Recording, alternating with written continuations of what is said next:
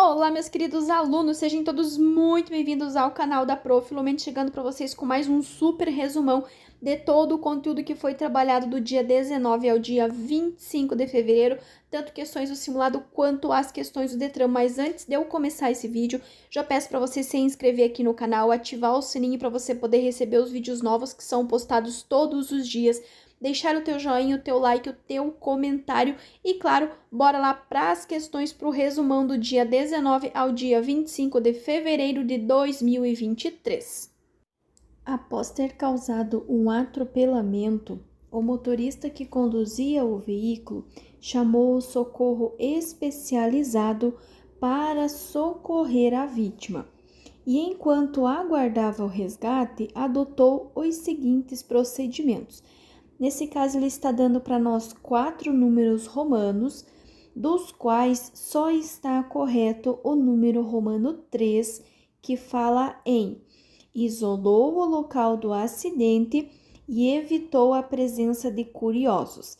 E aí, nas demais questões, eu grifei ali para vocês o que está errado em cada uma. No número romano 1, ele fala em manter a calma está correto, porém, vocês não irão remover nem movimentar as vítimas, nem retirar capacete de motociclistas. Na 2, ele fala em esperar as autoridades para dar início à sinalização. Isso é errado, uma vez que o acidente aconteceu, você já irá fazer a sinalização. A 4 fala em interromper a fluidez, nós não temos autonomia para isso, e muito menos a número 4, discutiu sobre a situação e deu ordens aos socorristas. Então, só está correto o número romano 2, isolou o local do acidente e evitou a presença de curiosos. Lembrem-se de não remover nem movimentar as vítimas, não retirar capacete de motociclistas e nenhum objeto que esteja encravado no corpo das vítimas.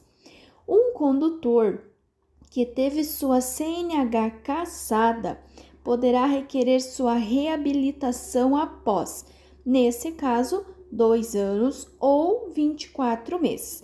A cassação da CNH acontece quando o condutor ele for condenado judicialmente por delito de trânsito, tá? Então, a cassação ocorre quando condenado judicialmente por delito de trânsito. O que vem a ser a cassação? É quando o condutor ele perde tudo, todas as categorias, todos os anos de habilitação, todos os cursos, ele volta a estaca zero, como se ele nunca tivesse tido uma habilitação. Ele poderá, sim, se reabilitar, ou seja, fazer novamente a habilitação, porém, decorridos 2 anos ou 24 meses do efetivo cumprimento da pena. Os ciclomotores devem ser conduzidos nas vias urbanas preferencialmente. Vias urbanas são as vias que estão dentro da cidade, que são trânsito rápido, arterial, coletora e local. Os ciclomotores são veículos lentos, de até 50 cilindradas ou que têm velocidade máxima de 50 km por hora. São veículos lentos. Por serem lentos, eles deverão ficar mais à direita, ou seja, no centro da faixa de trânsito, mais à direita da pista de rolamento. Ciclomotor no centro da faixa de trânsito, mais à direita da pista de rolamento. E lembrem-se também que é proibido o trânsito de ciclomotores nas vias de trânsito rápido. Uma vez iniciada a travessia do pedestre, em local que houver sinalização semafórica de controle de passagem e ocorrer a mudança do estágio do semáforo, liberando a passagem dos veículos, o pedestre deve. Notem bem que nessa questão, ele quer saber a atitude do pedestre. Então, o pedestre está lá atravessando a via e o sinal ficou verde para o carro. O que o pedestre vai fazer? Ele irá completar o percurso, liberando a passagem dos veículos. O pedestre irá completar o percurso, liberando a passagem dos veículos. E do outro lado, nós vamos ter o motorista. Então, o que o motorista vai fazer? É muito comum cair aquela questão que fala do ciclista que está no meio da travessia. Quando o semáforo ficou verde para o veículo, o que o veículo vai fazer? Ele vai aguardar o pedestre ou o ciclista completar a travessia para só depois colocar o seu veículo em movimento. Nesta próxima questão aqui, ele está falando para nós das condições adversas de iluminação. Lembrando que condições adversas são fatores ou combinação de fatores, que serão sempre 8, e nesse caso ele está falando da condição adversa de luz, que é a penumbra. Condição adversa de luz serão duas, tanto a penumbra, que é a falta de luz, quanto o ofuscamento, que é o excesso de luz. O ofuscamento irá ocorrer quando o sol está nascendo ou o sol está se pondo, ou quando vem um veículo no sentido contrário com o farol alto ou com o farol desregulado. Isso irá ocasionar o ofuscamento.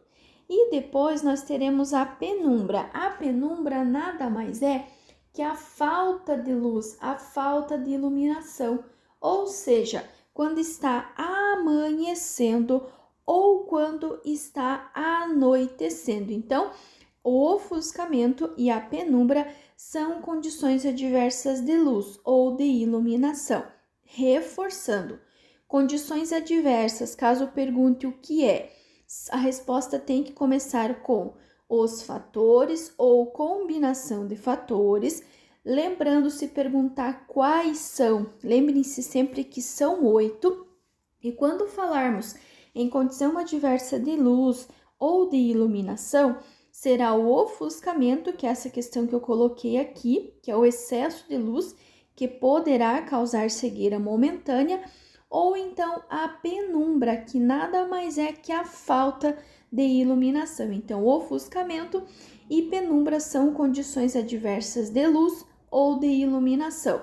Ofuscamento é o excesso de luz que poderá causar a cegueira momentânea. Nos veículos em que é previsto equipamento obrigatório destinado a reduzir a emissão de poluentes. Lembrem-se bem, quem vai filtrar os gases, quem vai catar os gases poluentes é o catalisador.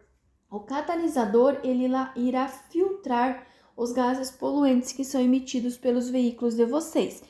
O catalisador está presente em todos os veículos, carro, moto, ônibus, caminhão, seja a álcool, a diesel, a GNV, em todos eles vai ter o catalisador, que é um equipamento obrigatório em todos esses veículos. Tem uma outra questão que pode ser que caia para vocês, aonde ele questiona a eficácia do catalisador. Primeiro, ele vai dar 3 números romanos, então vocês precisam lembrar que o catalisador é um item obrigatório em todos os veículos automotores e que a eficácia do catalisador é a todo momento que o veículo estiver ligado, seja para ligar, ficar parado dentro da garagem, seja para ir na padaria buscar pão ou para dar a volta ao mundo. A função do catalisador de filtrar, de catar os gases será a mesma. O motorista defensivo deve saber que para realizar ultrapassagem segura, precisa avaliar principalmente a distância necessária e a sinalização. Ou seja, você precisa verificar se você tem espaço, se você tem tempo, se você tem motor e se você tem a habilidade para realizar essa ultrapassagem. Verificou se a distância necessária é suficiente? Você irá sinalizar, irá realizar a ultrapassagem no menor tempo possível, sinalizando novamente para a direita e retornando para sua faixa de origem. Inclusive, pode ser que caia uma questão falando esse procedimento, né? Sinalizar, ir para a pista da esquerda, depois retornar para a pista da direita, são o que é? Ele pergunta o que é. Isso nada mais é que uma ultrapassagem segura. Um condutor está com seu veículo parado num cruzamento, esperando abrir o semáforo. Quando este fica verde para o veículo, 2 pedestres ainda estão no meio da rua, sem terem concluído a travessia. Se o condutor partir com o veículo, ignorando os pedestres, neste caso, ele cometerá infração de trânsito. Lembra que nós vimos na questão anterior que se for o pedestre que estiver na via, o pedestre irá concluir o trajeto, o mais rápido possível. E o motorista, ele deverá aguardar o final da travessia. Ele não poderá colocar o veículo em movimento, porque ele cometerá, sim, uma infração de trânsito. Então, se estão parados no sinal o veículo e o pedestre que está atravessando a via e o semáforo ficou verde, primeiro, o pedestre irá concluir a travessia no menor tempo possível, liberando a passagem dos veículos, e o veículo, o condutor, ele deverá aguardar o final da travessia para só então ele colocar o carro em movimento. Se ele colocar o carro em movimento ignorando o pedestre ou os pedestres, ele cometerá sim uma infração de trânsito. Então, o pedestre tem que concluir a travessia no menor tempo possível e o motorista deverá aguardar o pedestre concluir a sua travessia. A embreagem, composta basicamente de um disco e um platô, tem como função principal.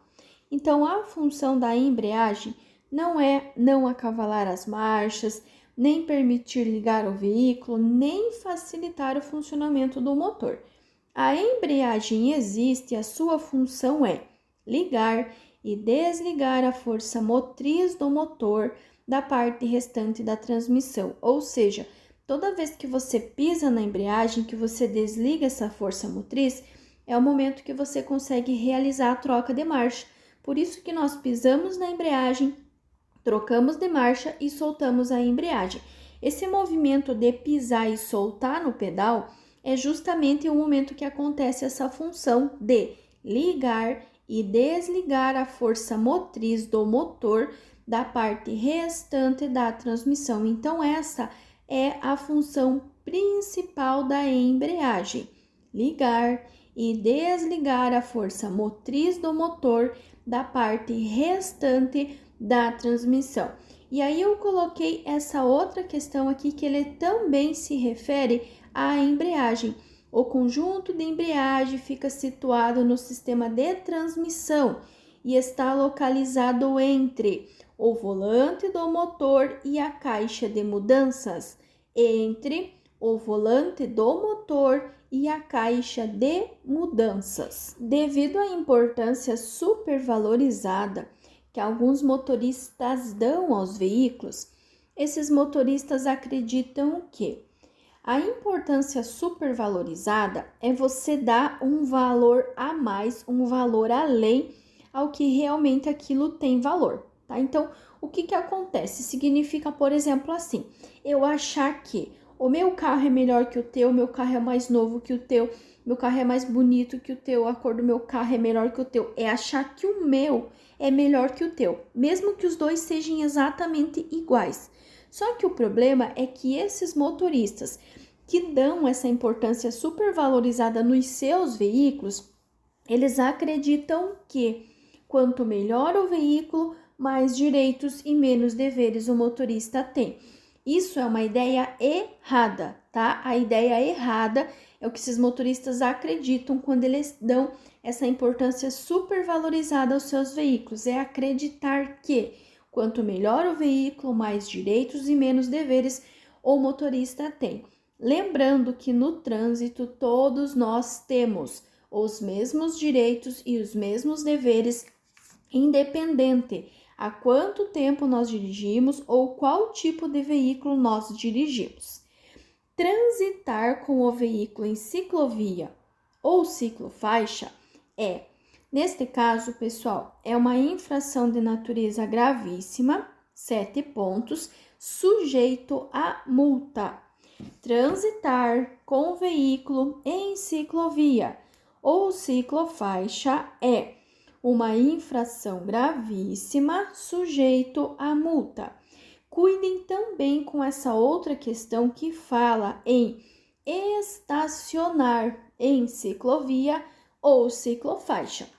Estacionar em ciclovia ou ciclofaixa é uma infração de natureza grave, com 5 pontos na habilitação. Então, transitar em ciclovia ou ciclofaixa é infração gravíssima, sujeito a multa, 7 pontos.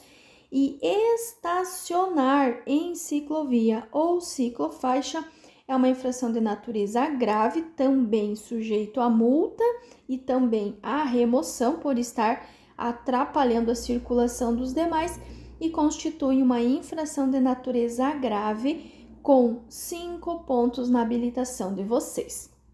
Em algumas metrópoles brasileiras, as chuvas de verão dão origem a enchentes e alagamentos, afetando diretamente o trânsito.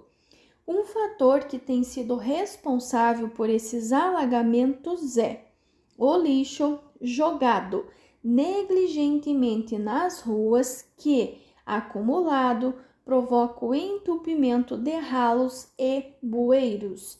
O lixo jogado negligentemente nas ruas que, acumulado, provoca o entupimento de ralos e bueiros.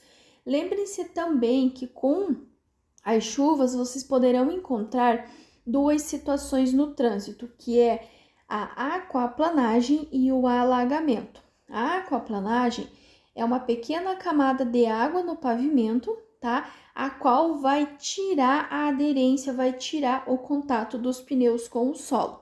Isso poderá resultar em acidente.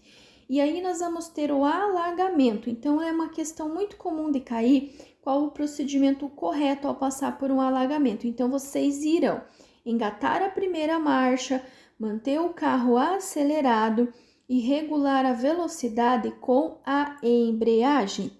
Agora, se for uma aquaplanagem, vocês irão eliminar a pressão do pedal do acelerador, fazendo pequenos movimentos na direção até retomar novamente a aderência. Um condutor habilitado na categoria B de bola poderá dirigir, neste caso, carro ou automóvel. Lembrando que nós temos as categorias A, B, C, D e E. Quando o aluno ele vai fazer a primeira habilitação, é muito comum ele fazer A e B. O A é para a moto, 2 ou 3 rodas, com ou sem carro lateral. A categoria B é para o automóvel, até 8 lugares, até 3.500 quilos.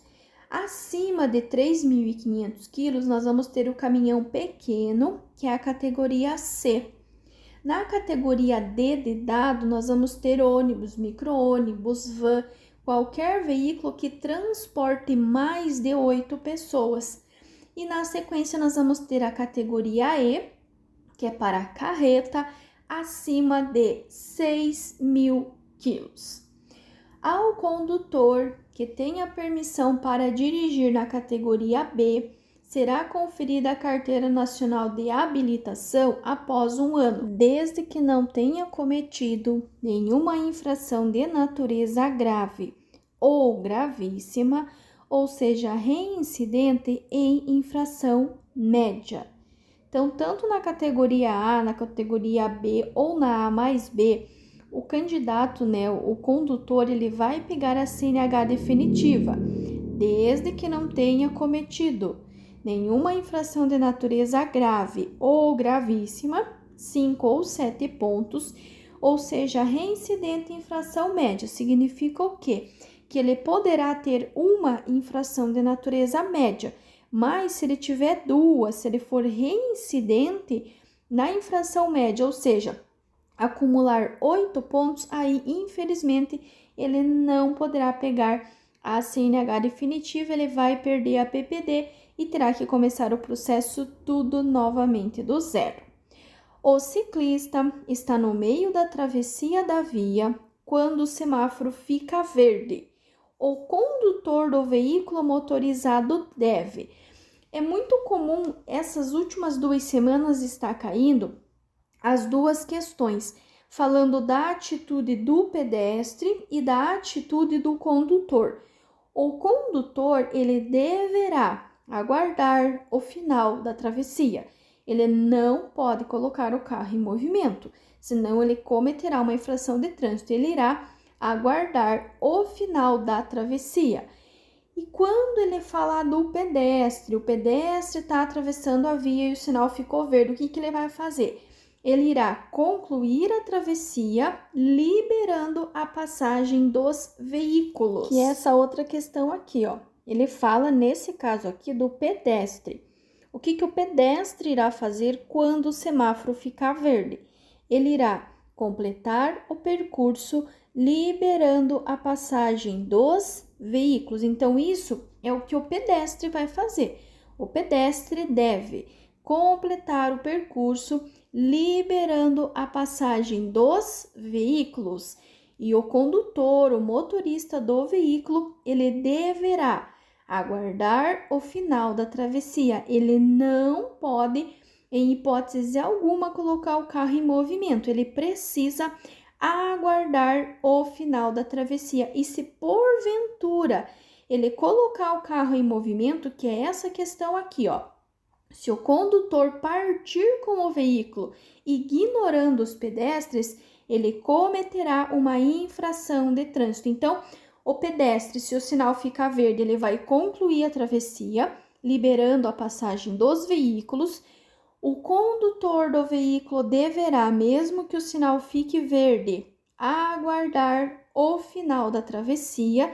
E se porventura ele não aguardar, mesmo assim ele colocar o carro em movimento, ele cometerá uma infração de trânsito. Se o condutor partir com o veículo, ele cometerá uma infração de trânsito. A posição correta ao dirigir faz parte dos preceitos de direção defensiva, pois evita o desgaste físico, entre outras coisas. Faz parte da lista de posições recomendadas para dirigir um veículo. Esta lista de posições, na verdade, é composta de apenas 3 itens. O mais importante a lembrar é que ele não vai falar de pés, não vai falar de pernas e não vai falar de calcanhares. Ou ele vai falar de braços, braços ligeiramente dobrados, ou então, essa segunda questão aqui, as 2 mãos no volante, imitando os ponteiros de um relógio na posição de 9h15. Ou então, essa terceira questão ali, que é sentado, ereto e confortavelmente, novamente, com as 2 mãos ao volante. Então, ele não vai falar de pés, não vai falar de pernas, não vai falar de calcanhares. Ou ele irá falar de braços, braços ligeiramente dobrados, ou ele vai falar das mãos. Sempre que ele falar das mãos, lembrem-se as 2 mãos no volante ou as 2 mãos ao volante. Na de cima, as duas mãos no volante, imitando os ponteiros de um relógio na posição de 9h15, ou com as 2 mãos no volante, ou seja, sentado, ereto e confortavelmente com as 2 mãos ao volante. Usar o veículo para arremessar sobre os pedestres ou veículos, água ou detritos é uma infração. Aqui eu coloquei as 2 configurações que podem cair para você a respeito dessa questão. A de cima, ele fala apenas em ser uma infração de natureza média. Na de baixo é muito parecida.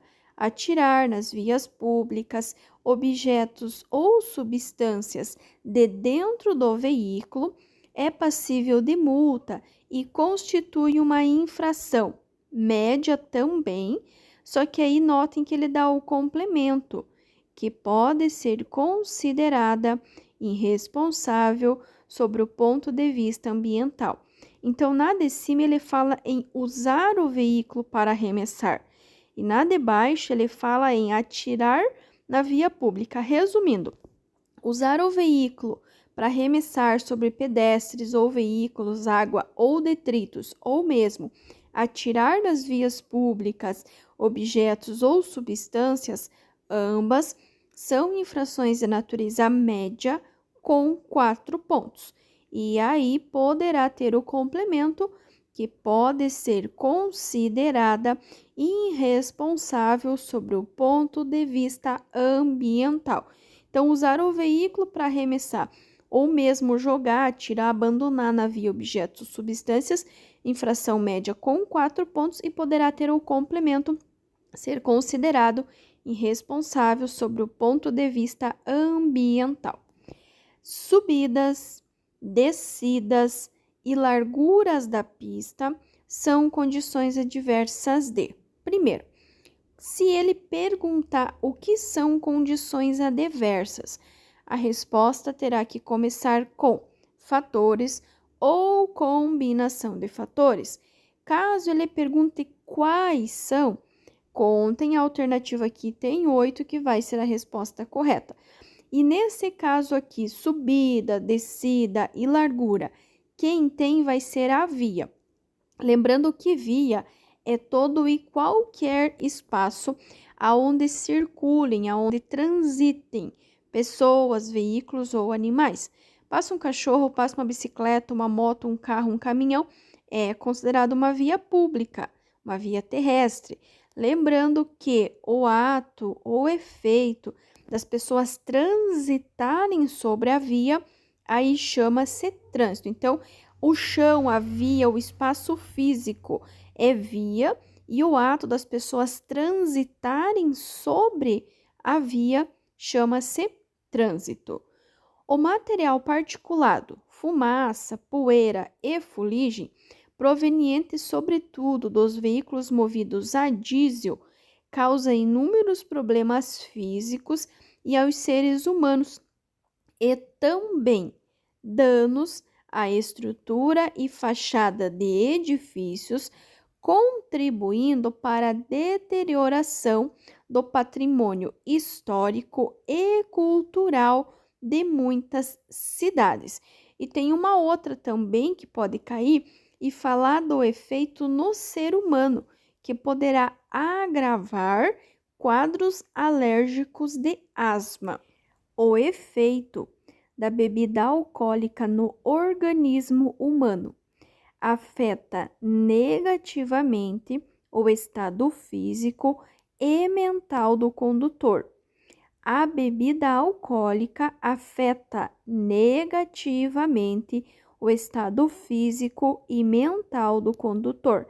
Lembre-se que dirigir alcoolizado, além de ser uma infração de natureza gravíssima, com 7 pontos, multa multiplicado o valor em reais por 10, também é considerado um crime de trânsito, pois afeta negativamente o estado físico e mental do condutor. Tem essa outra questão que também pode cair perguntando sobre efeito do álcool. Então, o condutor que está sob efeito do álcool tem a capacidade diminuída para a tomada de decisão.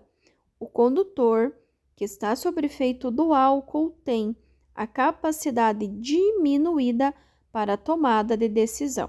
A palavra inalterada não é, pois a palavra inalterado significa que se ele tomar uma caixinha de cerveja ou ele tomar 10 caixinhas de cerveja, quer dizer que ele não vai ter alteração nenhuma.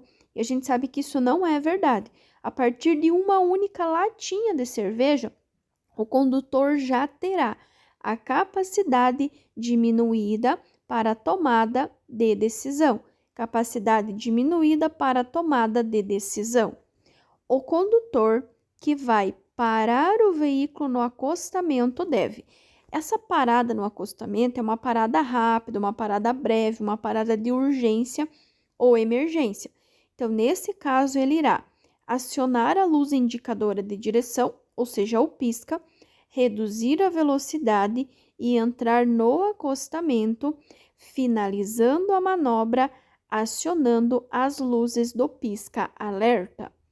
Acionar a luz indicadora de direção, reduzir a velocidade e entrar no acostamento, finalizando a manobra, acionando as luzes do pisca-alerta. Tem uma outra também que fala que quando vocês forem sair para o acostamento, vocês deverão procurar um local onde não tenha ou onde o desnível seja menor para evitar qualquer problema. No que diz respeito à condução de escolares, considere. Então, aqui nós temos 3 números romanos e é correto o que está na afirmativa 1 e na afirmativa 2. 1.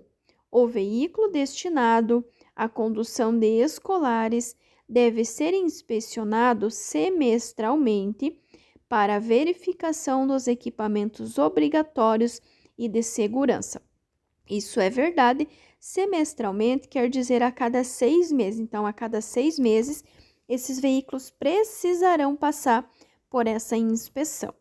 E o 2, o veículo destinado à condução de escolares deve possuir equipamento registrador inalterável de velocidade e tempo, ou seja, tacógrafo. E sim, os veículos destinados à condução de escolares precisam sim ter o dispositivo de registrador inalterável de velocidade e tempo, ou seja, o tacógrafo.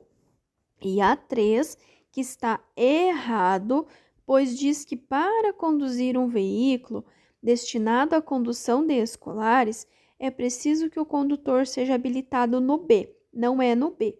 A categoria B de bola é para carro até 8 lugares. Para dirigir qualquer veículo que tenha mais de 8 lugares, pode ser uma Kombi, uma van, um ônibus de turismo, um ônibus escolar, qualquer veículo que transporte, que leve mais de 8 pessoas, é a categoria D de dado e não a categoria B de bola. Então, estão corretos a 1 e a 2. A cassação da Carteira Nacional de Habilitação poderá ocorrer. Primeiro, o termo cassação é quando o condutor ele perde tudo.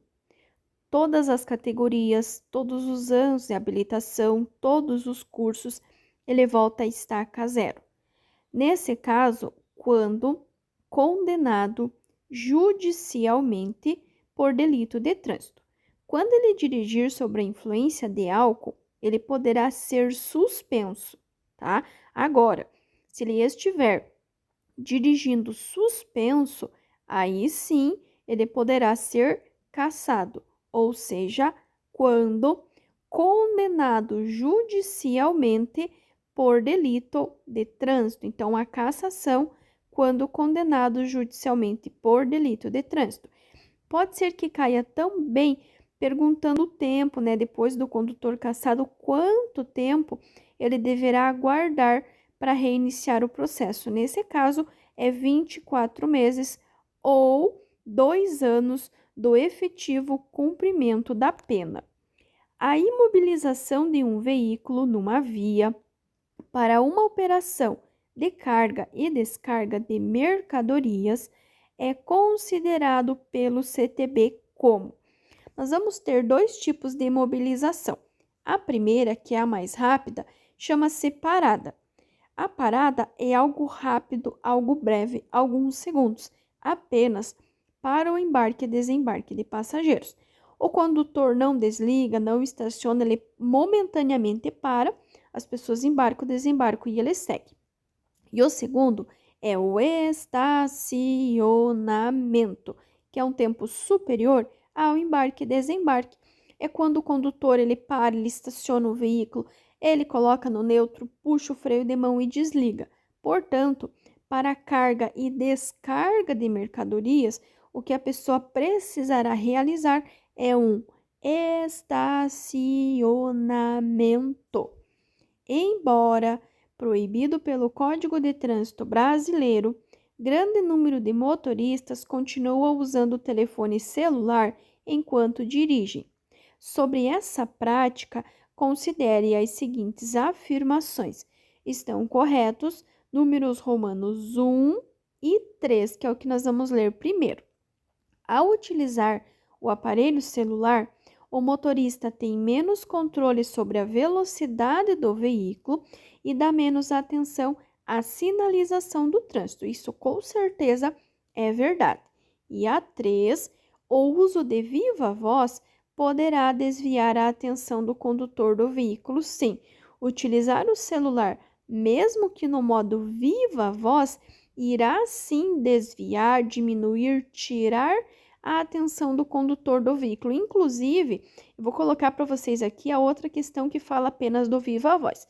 E a 2 que está errado, porque ele fala que estabelecer um diálogo com o passageiro é mais prejudicial. É ao contrário, é menos prejudicial, pois o passageiro está no mesmo espaço físico que o condutor. Então, se houver um perigo, algum risco, o próprio passageiro poderá alertar o condutor referente à situação de perigo. Então, essa outra questão aqui que também pode cair, que ele fala, né, sobre o uso do celular, que mesmo no modo viva voz, poderá sim desviar, tirar a atenção do condutor e, infelizmente, ocasionar um acidente. Ao fazer curvas em rodovias, lembrando que rodovias são vias rurais que estão fora da cidade, visando maior segurança, o condutor deve reduzir a velocidade antes da curva, movimentando o volante de forma suave, acelerando gradativamente. Reduzir a velocidade antes da curva, movimentando o volante de forma suave e acelerando gradativamente. Vocês nunca irão frear dentro da curva, senão vocês não vão conseguir fazer a trajetória e vão acabar passando direto na curva e acabar até originando um acidente. A monotonia e a fadiga têm influência primordial e significativa, neste caso, no nível de atenção do condutor. A monotonia é algo chato, é algo repetitivo. Isso vai diminuir a atenção. E a fadiga nada mais é que uma palavra mais chique para dizer que a pessoa está cansado. Então, se você está realizando um trabalho chato, cansativo, repetitivo e você está cansado, o seu nível de atenção vai diminuir. Ou seja, tem influência primordial e significativa no nível de atenção do condutor. No nível de atenção do condutor. É necessário contar 60 passos longos para sinalizar o local de um acidente. Quando estava na contagem de 30 passos longos, a pessoa que estava sinalizando encontrou uma curva. Nessa situação, ela deve iniciar novamente a contagem a partir do final da curva. Então, se vocês estão sinalizando e encontraram uma curva, vocês irão iniciar novamente a contagem a partir do final da curva. Reforçando que, com relação à sinalização de acidentes, sempre que cair essas questões, vocês precisarão identificar a velocidade da via, se o acidente foi de dia ou foi de noite, se estava chovendo ou se tinha pista seca. Por quê? O exemplo dessa questão aqui, ó. O acidente aconteceu durante o dia, meio-dia, a velocidade era 40, porém era um dia de chuva. Então, a contagem irá dobrar. Resumindo, anotem assim. Durante o dia, com tempo bom, com pista seca, velocidade vezes 1. Durante a noite, ou mesmo durante o dia, se estiver chovendo, velocidade vezes 2, que é o exemplo dessa questão. 40 vezes 2, por quê? Porque estava chovendo. 40 vezes 2 é 80. Ou então, esse daqui, ó, mesma coisa. Velocidade de 100, o acidente aconteceu de noite, ou seja, durante o dia, com tempo bom, com pista seca, velocidade vezes 1. Agora, Se for durante a noite ou mesmo durante o dia estiver chovendo, como foi a questão anterior, aí será velocidade vezes 2. 100 vezes 2 é igual a 200. E toda vez que vocês estiverem fazendo a contagem de passos e encontrarem uma curva, vocês irão reiniciar novamente a contagem a partir do término da curva. Reiniciar novamente a contagem a partir do término da curva. Tem por finalidade informar aos usuários as condições, proibições, obrigações ou restrições no uso das vias. Esta é a definição das placas de regulamentação, que são todas as placas vermelhas, são todas as placas redondas. Elas têm a finalidade de informar as condições, as proibições, as obrigações ou as restrições no uso das vias.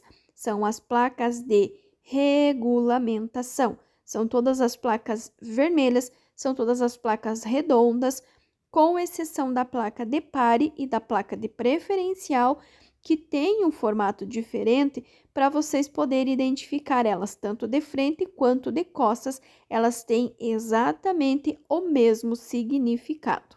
E aí, pessoal, eu aproveitei colocar essas duas questões aqui que eu vi que estão caindo bastante e que fala o seguinte: a primeira, constitui infração de trânsito o desrespeito às placas. Neste caso, as placas de regulamentação, as placas vermelhas, que ditam regras, restrições e obrigações na utilização das vias. O desrespeito às placas vermelhas, as placas de regulamentação, constitui infração de trânsito. E a de baixo que fala o seguinte: a placa de velocidade máxima permitida é de regulamentação. É uma placa vermelha, é uma placa de regulamentação, e se você não respeitar a velocidade máxima permitida para a via, você poderá sim constituir uma infração de trânsito, poderá sim ser multado por isso. E aí eu coloquei um exemplo, que é a placa R4A, que é uma placa de regulamentação. Nesse caso, está ditando uma proibição. Por quê? Porque ela tem um corte. Toda vez que a placa tiver um corte, ela está ditando uma proibição. Vocês sabendo disso, vocês já têm 50% de chances de acertar a questão. E aí é proibido. Proibido o quê? Virar à esquerda.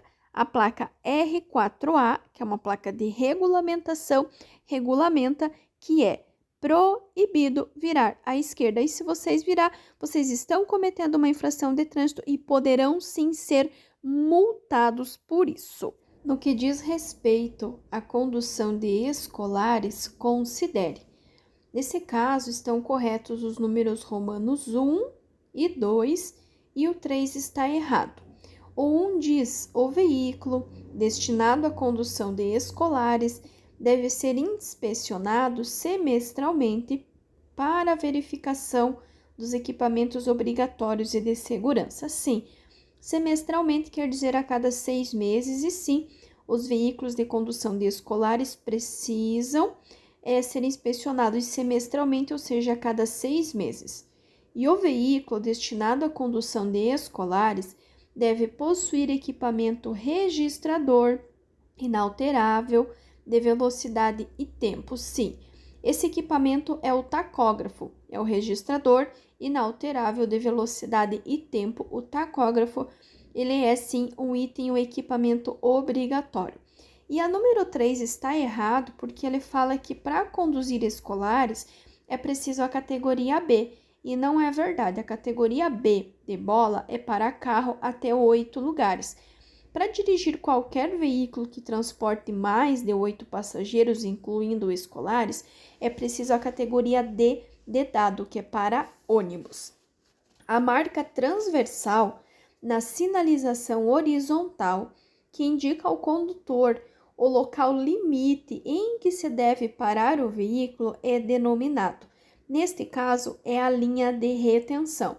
A linha de retenção é uma marca transversal na sinalização horizontal, ou seja, em toda a sinalização pintada, desenhada ou a postos sobre o pavimento, que indica ao condutor o local limite em que se deve parar o veículo, linha de retenção. O CTB estabelece que o infrator será submetido a curso de reciclagem, dentre outras situações, quando o curso de reciclagem é um curso teórico apenas, composto por 30 horas aula. Quando que o condutor irá fazer? Quando suspenso do direito de dirigir e quando se envolver em acidente grave para o qual tenha contribuído. Quando o condutor for cassado, ele também terá que fazer o curso de reciclagem para depois realizar todos os exames referentes à primeira habilitação. Então, o curso de reciclagem é um curso de 30 horas aula que o condutor irá fazer quando suspenso do direito de dirigir e quando se envolver em acidente grave para o qual tenha contribuído. Aqui eu coloquei para vocês, então, algumas opções. Nas duas primeiras ali, ele fala com relação à cassação. Então, o condutor que for cassado, ele pode se reabilitar decorridos 2 anos ou 24 meses. E na de baixo, o condutor, ao ter a sua CNH cassada por conduzir veículo com o direito de dirigir suspenso, ele poderá se reabilitar depois de 2 anos, desde que se submeta, como eu falei para vocês anteriormente, primeiro ao curso de reciclagem, que é o curso teórico de 30 horas aula. Lembrando que eu não coloco data em quanto tempo, porque isso fica a critério de cada CFC fazer a sua grade. E depois do curso de reciclagem, todos os exames necessários à habilitação, que é essa aqui que eu coloquei só em maior. Então, depois que ele tiver cumprido, os 2 anos ou os 24 meses da cassação, além do curso de reciclagem, todos os exames necessários à habilitação. Então, curso de reciclagem, 30 horas aula, e o condutor obrigatoriamente terá que fazer quando tiver o seu direito de dirigir suspenso, quando se envolver em acidente grave para o qual tenha contribuído ou quando ele tiver a sua CNH cassada. Uma vez iniciada a travessia do pedestre, em local que houver sinalização semafórica de controle de passagem e ocorrer a mudança do estágio do semáforo, liberando a passagem dos veículos, o pedestre deve. Notem bem que nessa questão aqui, ele está questionando a atitude do pedestre. Então, o que o pedestre vai fazer se ele iniciou a travessia e no meio da sua travessia o semáforo ficou verde para o carro? O pedestre irá completar o percurso, liberando a passagem dos veículos. Isso é o que o pedestre deve fazer. O pedestre, se tiver no sinaleiro, o sinal abriu, ficou verde para o carro. O pedestre deve completar o percurso, liberando a passagem dos veículos. Aí eu coloquei para vocês essa questão aqui. Essa aqui já está invertida. Ele fala que o ciclista está no meio da travessia da via quando o semáforo fica verde. Agora é o condutor. O que o condutor do veículo deve fazer? Ele não pode pôr o carro em movimento, nem buzinar, nem sinalizar para que o ciclista desista. O condutor, ele tem o dever, a obrigação de aguardar o final da travessia. O condutor do veículo deve aguardar o final da travessia. E caso seja o pedestre irá completar a travessia, liberando a passagem dos veículos. É correto afirmar que o ciclista seguro e defensivo, quando adulto, deve respeitar o Código de Trânsito Brasileiro e, consequentemente, a sinalização das vias. Nessa questão, ele está falando do ciclista. O que o ciclista tem que fazer? Ele tem que respeitar o Código de Trânsito Brasileiro e, consequentemente, a sinalização das vias. Então, isso é o que o ciclista vai fazer.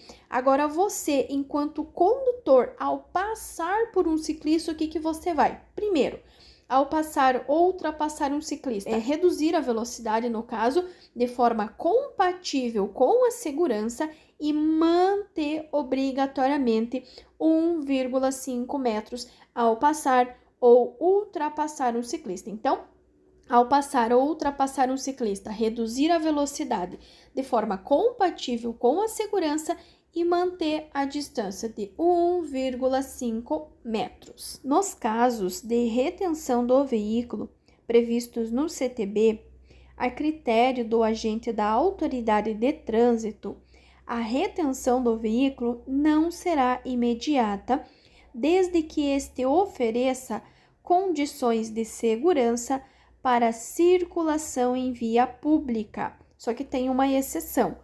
Quando se tratar de veículo de transporte coletivo de passageiros ou veículo transportando produtos perigosos ou perecíveis. Então, se tiver algum problema, alguma situação onde haja necessidade de fazer a retenção do veículo, mas não apresentar risco, e desde que seja transporte coletivo transportando passageiros ou veículo transportando produtos perigosos ou perecíveis. Ocorre a hidroplanagem ou aquaplanagem quando o veículo perde a aderência do pneu com o solo causado por água sobre a pista. Hidroplanagem ou aquaplanagem é a perda de aderência do pneu com o solo causada por água sobre a pista ou excesso de água sobre a pista e também pelos sulcos insuficientes dos pneus, ou seja, inferiores a 1,6 milímetros de profundidade. Nessa questão, ele fala exatamente isso. A manutenção preventiva faz parte da direção segura. Sendo assim, em relação aos pneus, o condutor deve saber que os pneus devem ser substituídos quando os seus sulcos estiverem com menos de 1,6 milímetros de profundidade para evitar a aquaplanagem ou hidroplanagem, que é a perda de contato dos pneus com o solo devido a uma pequena camada de água no pavimento. E se você se deparar com uma aquaplanagem, o que você irá fazer? Essa questão aqui, ó. Eliminar a pressão do pedal do acelerador, fazendo pequenos movimentos na direção até retomar a aderência novamente. E aí eu já aproveitei colocar para vocês quando for uma situação de alagamento. Se for o alagamento, você irá engatar a primeira marcha, manter o teu carro acelerado e regular a velocidade com a embreagem.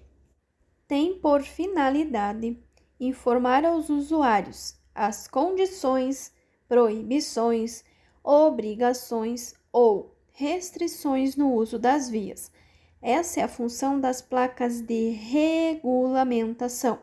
As placas de advertência irão advertir sobre situações potencialmente perigosas, indicando a sua natureza, e as de indicação irão indicar destinos, percursos, locais de interesse e assim por diante. Lembrando ainda que constitui infração de trânsito o desrespeito às placas de regulamentação. Portanto, as placas de regulamentação que ditam regras, restrições e obrigações, que são todas as placas vermelhas, elas vão ditar regras e se vocês desrespeitarem, vocês irão sim constituir uma infração de trânsito. Desrespeito às placas de regulamentação constitui uma infração de trânsito. E ali eu coloquei um exemplo, né? A placa de velocidade máxima permitida, ela é uma placa de regulamentação. E se você não respeitar o limite máximo de velocidade, você poderá sim ser multado. Aqui eu coloquei outro exemplo, que é a placa R4A. Toda vez que vocês tiverem uma placa cortada com um corte, com um traço, ele está dando uma proibição.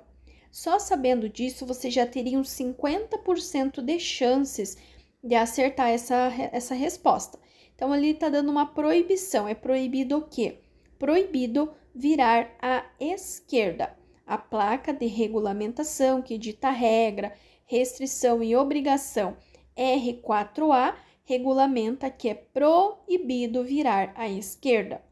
Aqui eu coloquei outra, que é a placa R28. Então, aqui nós temos outra placa de regulamentação, que dita regra, restrição, obrigação na utilização das vias.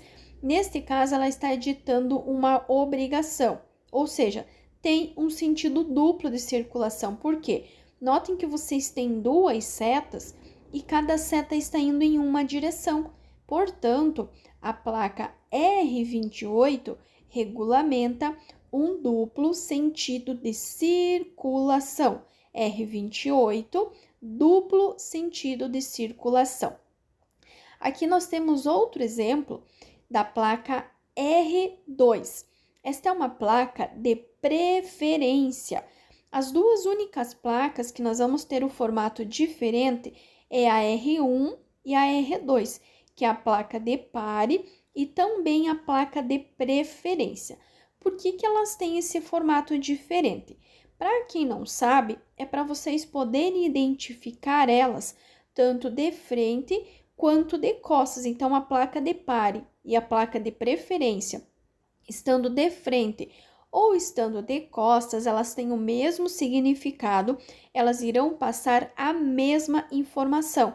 No caso, a placa de pare, vocês irão parar obrigatoriamente, vindo ou não vindo o veículo, ela estando de frente ou de costas, e na placa de preferência, estando de frente ou mesmo estando de costas, vocês irão parar e dar a preferência para quem está vindo na via transversal. Aqui nós temos outra placa, que é a placa R4A. Também está ditando para nós uma proibição. Proibido virar à esquerda. Eu coloquei ela novamente para vocês verem a diferença para essa placa aqui. Essa é a R5B. Também está ditando uma proibição. Só que nesse caso, notem bem que a pessoa estava em determinado local, ela foi lá, fez uma volta, fez um balão e retornou exatamente no mesmo lugar que estava. Portanto, esta placa R5B indica o quê? Que é proibido retornar à direita. Diferente da anterior, que ela faz apenas um contorno, um meio contorno para a esquerda, essa ela vai lá, faz todo um contorno e volta exatamente no ponto inicial. Portanto, é proibido retornar à direita. Aqui nós temos outro exemplo de placa de regulamentação, que dita regra, restrição e obrigação. Nesse caso, notem bem que ela tem dois cortes. Então, ela está ditando duas regras, ou no caso, duas proibições. O que é proibido? A plaquinha com a letra E, sem corte nenhum, significa que vocês podem parar e estacionar pelo tempo que for necessário. A letrinha E, cortada apenas uma vez, significa que vocês não podem estacionar, mas vocês podem fazer uma parada rápida, uma parada breve para embarque e desembarque. E quando vocês tiverem a letrinha E cortada duas vezes, que é a R6C, é proibido tanto parar quanto estacionar. Então, o Ezinho, que é a plaquinha do meio, sem corte nenhum, vocês podem estacionar sem problema algum. A R6A é proibido estacionar porque tem apenas um cortezinho, então você pode fazer uma parada rápida, mas não poderá estacionar. E a R6C é proibido tanto o parar quanto o estacionar. Ela está ditando duas regras, é proibido parar e também é proibido estacionar. Proibido parar e estacionar. Nessa próxima questão, nós temos 4 placas, todas elas são de regulamentação. Então, ali na letra A, nós temos uma obrigação que os veículos, caminhões, veículos de grande porte, deverão manter-se à direita. Na letra B, nós temos uma preferencial, então, quem estiver vindo na via vai ter que parar e ceder a preferência. Na letra C, nós temos uma proibição. Proibido o quê? Proibido o uso de buzina.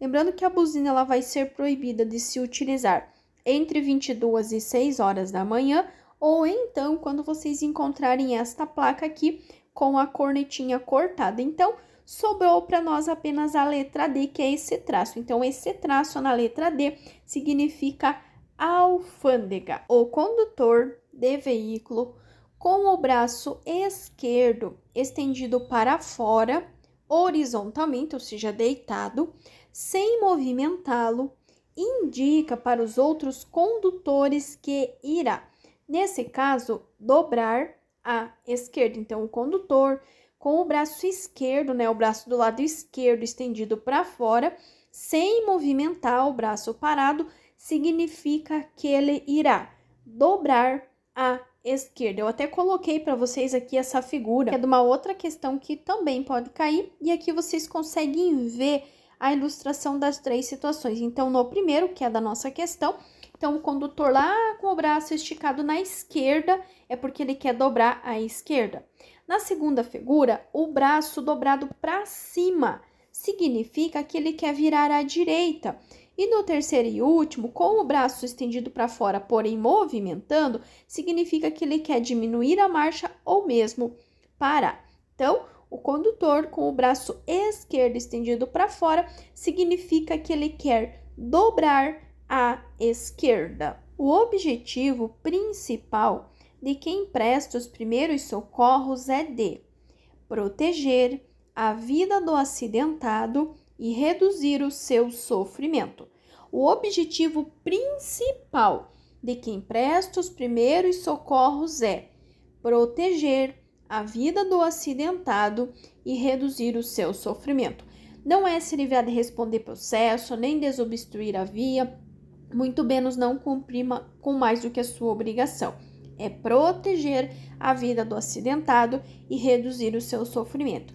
Alguns itens importantes no quesito primeiros socorros. Primeiro, vocês não irão mexer ou movimentar ou remover as vítimas, não irão retirar capacete de motociclistas, não vão retirar nenhum objeto que esteja encravado no corpo das vítimas, não irão dar nada para as vítimas beber ou comer, nem usar nenhum tipo de medicamento, seja caseiro, de farmácia ou manipulado. E outro item importante também a lembrar, vocês não vão utilizar técnicas nem simples e nem complexas, uma vez que vocês não têm treinamento na área para tal. Então, é apenas um atendimento inicial, imediato e temporário que vocês irão prestar a uma vítima de acidente de trânsito a fim de proteger a vida do acidentado e diminuir ou reduzir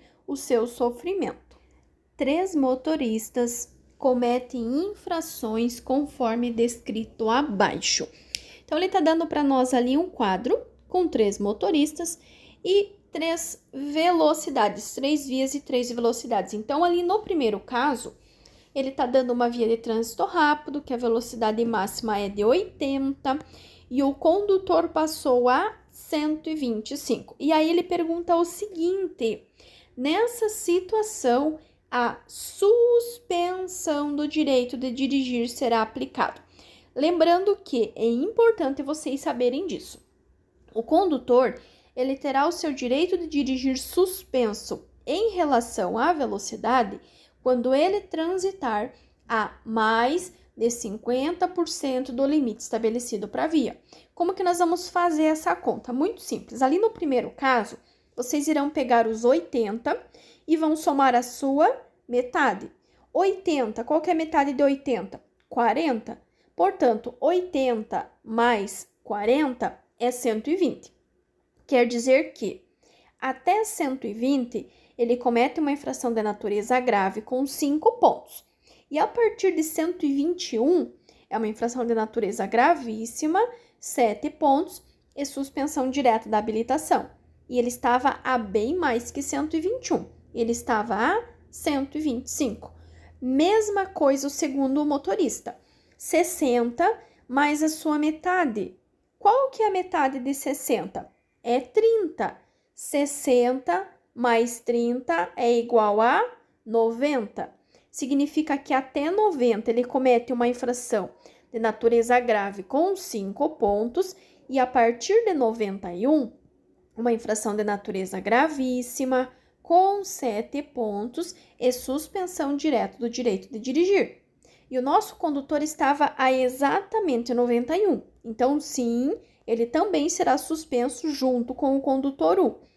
E o condutor 3, a via era de 30. 30 mais a metade, que é 15, é igual a 45. Quer dizer que até 45 é uma infração de natureza grave com 5 pontos, e a partir de 46 é uma infração gravíssima, 7 pontos e suspensão direta da habilitação. Só que o nosso condutor estava a 44, então ele está cometendo uma infração de natureza grave, agora, com 5 pontos. Agora, o condutor 1 e o condutor 2, eles estão sim transitando a mais de 50% do limite estabelecido para a via, portanto, sim, eles terão o seu direito de dirigir suspenso por excesso de velocidade, por estarem transitando a mais de 50% do limite estabelecido para a via. Coloquei mais uma questão com mais um quadro com mais 3 motoristas. Novamente, ó, motorista 1, 90. 90 mais a sua metade. Qual que é a metade de 90? 45. 90 mais 45 é 135. Até 135, o motorista 1 cometeria uma infração de natureza grave com 5 pontos e a partir de 136, uma infração gravíssima, 7 pontos e suspensão. Só que ele estava a 105, então ele não vai ser suspenso. Apenas comete uma infração grave. A mesma coisa o motorista 2. Velocidade máxima é 100. A metade de 100 é 50. 100 mais 50, 150.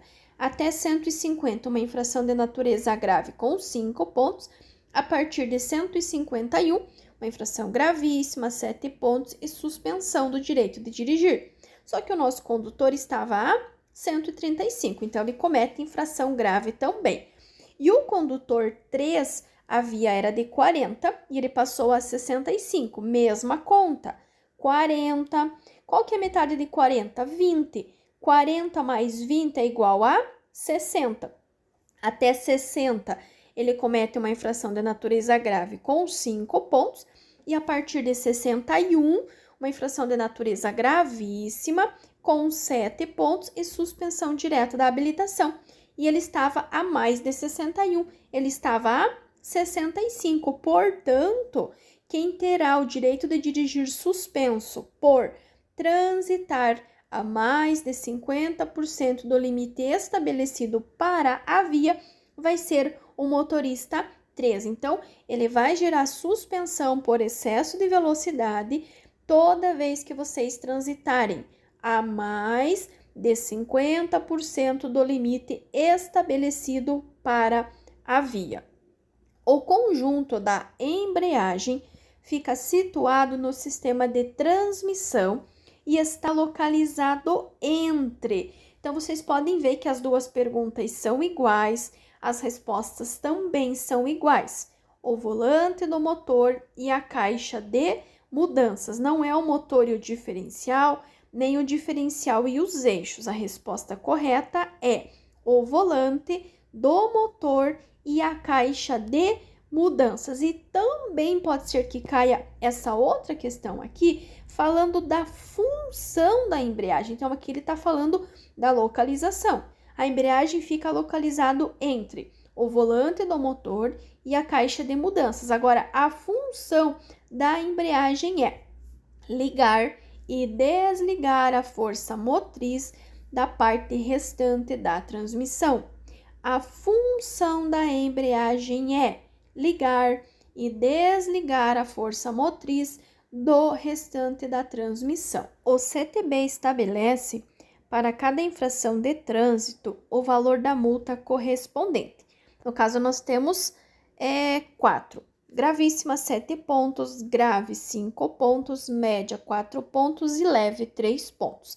Entretanto, para algumas infrações, a multa poderá ser multiplicado por 3 ou 5 em razão.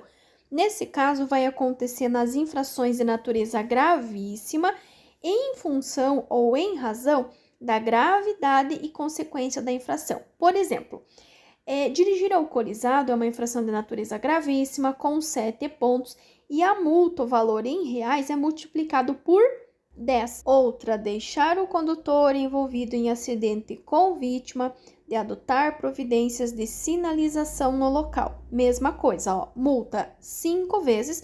Esse 5 vezes é o valor em reais, que será multiplicado por 5, além da suspensão do direito de dirigir e o recolhimento do documento de habilitação.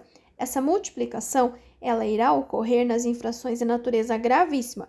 Pode ser multiplicado por 3, por 5, que é o exemplo dessa questão, poderá ser multiplicado por 10 em caso de dirigir alcoolizado. Certo trecho de rodovia está sinalizado com as placas. Então, ali vocês têm uma altura maior que 4 metros, vocês têm uma largura maior que 3 metros e na última vocês têm um peso bruto total, que é representado por aquela seta bem grande apontando para baixo.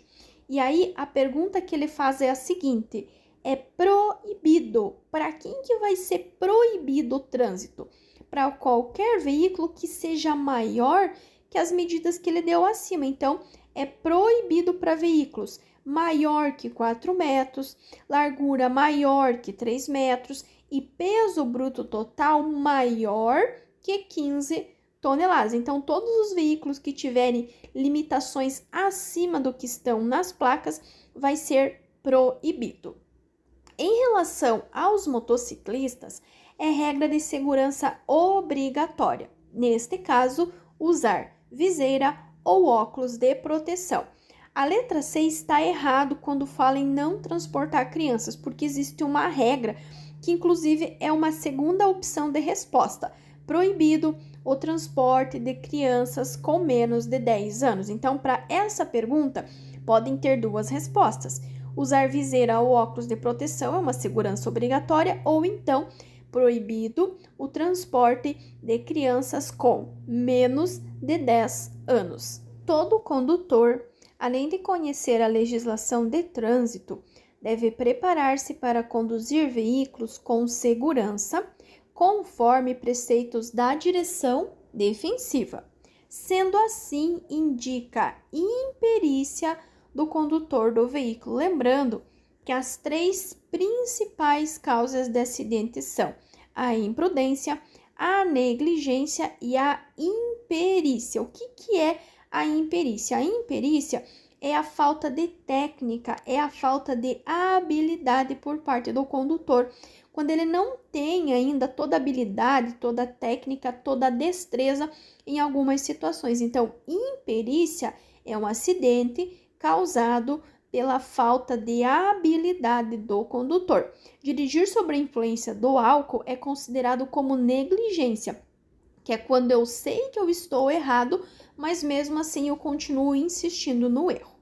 Os fatores que interferem negativamente no trânsito humano e seguro são a falta de controle do indivíduo, egoísmo e a supervalorização da máquina.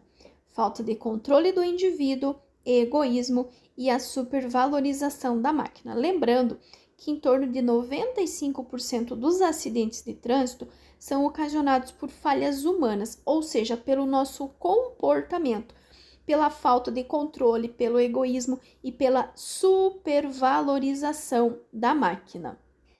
Ok, pessoal, finalizamos aqui então o nosso resumão. Espero que vocês tenham gostado, que vocês tenham entendido. Quero agradecer de coração a você que assistiu esse vídeo até aqui, a todos os inscritos aqui no canal, também gratidão pela vida de todos vocês, gratidão por todas as mensagens, todo o carinho, todos os feedbacks que eu tenho recebido aqui.